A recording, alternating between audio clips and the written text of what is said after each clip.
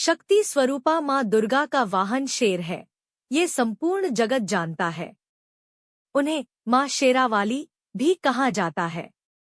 आज हम आपको ये बताने जा रहे हैं कि कैसे शेर माँ दुर्गा का वाहन बना।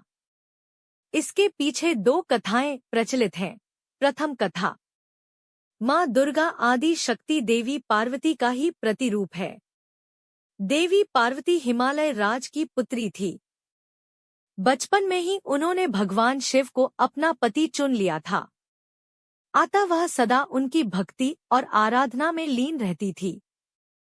विवाह योग्य होने पर भोले शंकर को पति के रूप में पाने की कामना में वह एक ऊंचे पर्वत पर जाकर तप करने लगी।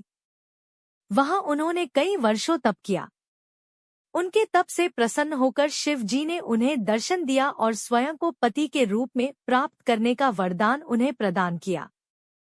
इसके उपरांत दोनों का विवाह बड़ी ही धूमधाम से संपन्न हुआ, जिसमें सारे देवी देवता, ऋषिगण और शिवगण सम्मिलित हुए। विवाह उपरांत उनके दो पुत्र श्री गणेश और कार्तिकेय हुए।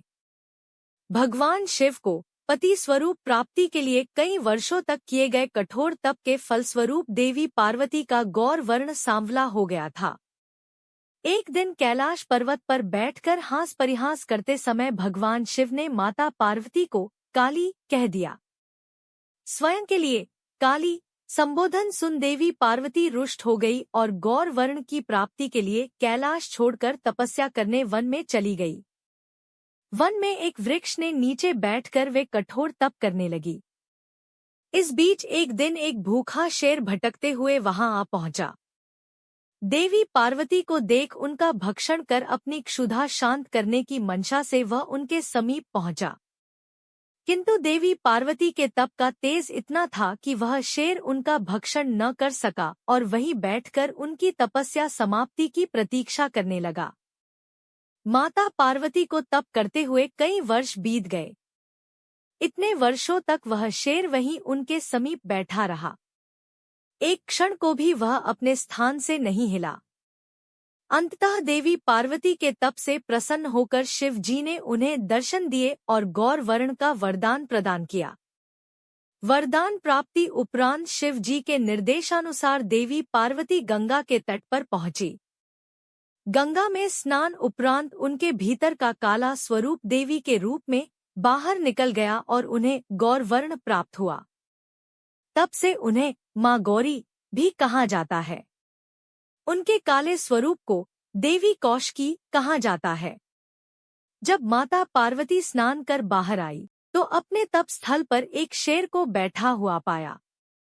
बाद में उन्हें ज्ञात हुआ कि उनका भक्षण करने आए शेर ने उन्हें अपना ग्रास नहीं बनाया और इतने वर्षों तक उनके समीप बैठा रहा।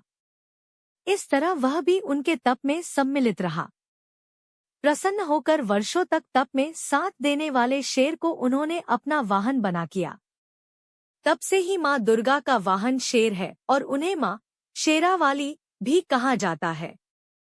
द्वितीय कथा, इस कथा का उल्लेख स्कंद पुराण में मिलता है। इसके अनुसार भगवान शिव और माता पार्वती के पुत्र कार्तिकेय और राक्षस तारक तथा और उसके दो भाइयों सिंहमुखम और सुरापद्मन के मध्य एक बार युद्ध हुआ, जिसमें कार्तिकेय ने उन्हें पराजित कर दिया। पराजय उपरांत सिंहमुखम कार्तिकेय से क्षमा याचना करने लगा। कार्तिकेय ने उसे क्षमा कर शेर बना दिया और माँ दुर्गा के वाहन बनने का आशीर्वाद दिया। तब से सिंहमुखम शेर के रूप में माँ दुर्गा की सवारी है।